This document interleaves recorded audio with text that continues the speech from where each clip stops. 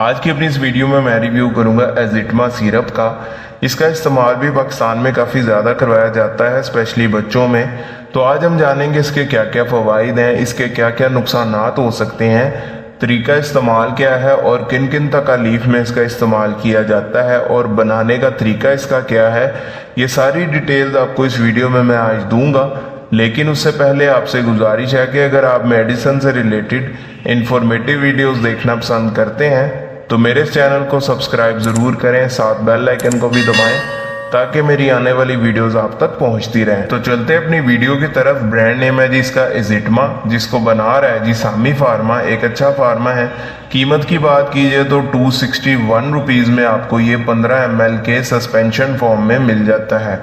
अब बात करते हैं इसके अंदर मौजूद दवा की। तो इसके अंदर मौजूद है एजिथ्रोमाइसिन। तो ये बेसिकली एक एंटीबायोटिक है और बैक्टीरियल इन्फेक्शंस को ट्रीट करने के लिए इसका इस्तेमाल किया जा रहा होता है। अब जिन बैक्टीरियल इन्फेक्शंस को ट्रीट करने में सबसे ज़्यादा इसका इस्तेमाल बच्चों में होता है, उसमें पहले नंबर पर आ जाता है रिस्पायरेटरी ट्रैक्ट इन्फेक्शन, यानी सांस के रास्ते का अगर आपके बच्चे में इन्फेक्शन हो जाता है तो उसमें इसका इस्तेमाल किया जा रहा होता है, जिसमें सबसे पहले नंबर पर नमूनिया आ जाता है। अगर आपके बच्चे को नमूनिया हो जाता है जिसमें आपके बच्चे की छाती मुतासिर होती है, लंग्स मुतासिर होते हैं, तो इस कंडीशन में इसका इस्तेमाल किया जा रहा होता है। इसके अलावा ब्रोंकाइटिस आ जाता है। ब्रोंकाइटिस में आपके बच्चे की सांस की नालियां जो होती हैं वो मुतासिर होती हैं, उनमें बलगम या रेशा बनना स्टार्ट हो जाता है, जिसकी वजह से बच्चा फिर खांसी करता है, साथ में सांस लेने में भी मुश्किल पेश आती है बच्चे में।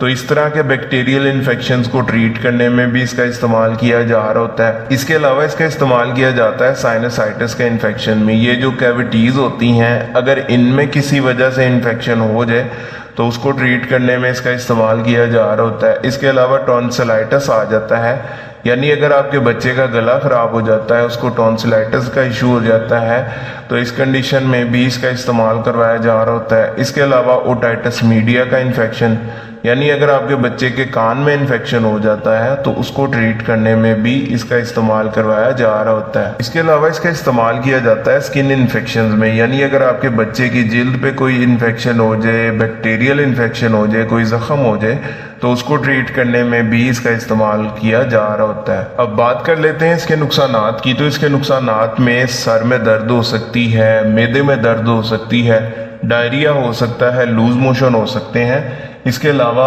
उल्टी मतली की कैफियत भी हो सकती है, और अगर आपका बच्चा इससे एलर्जिक हो तो उसकी स्किन के ऊपर कोई एलर्जी वगैरह भी देखने को मिल सकती हैं। अब इसको बनाने का तरीका भी समझ लें। सबसे पहले आपने उबला हुआ पानी ले लेना है, उसको ठंडा कर लेना है। ठंडा करने के बाद आपने इसको यहाँ तक फिल करना है। फिल करने के बाद आपने इसके अंदर ऐड कर देना है और अच्छे से इसको शेक करना है, फिर ये सिरप तैयार हो जाएगा। और बनाने के बाद 5 दिन के अंदर अंदर आपने इसका इस्तेमाल कर लेना है। अब बात कर लेते हैं इसके तरीका इस्तेमाल या डोजेज के बारे में। तो इसकी जो डोज है वो बनती है 10 mg पर kg पर डे के हिसाब से, यानी अगर आपके बच्चे का वेट 20 kg है तो 10 mg को आप मल्टीप्लाई करेंगे 20 से, तो आपके बच्चे की जो डोज है वो निकलेगी 200 mg।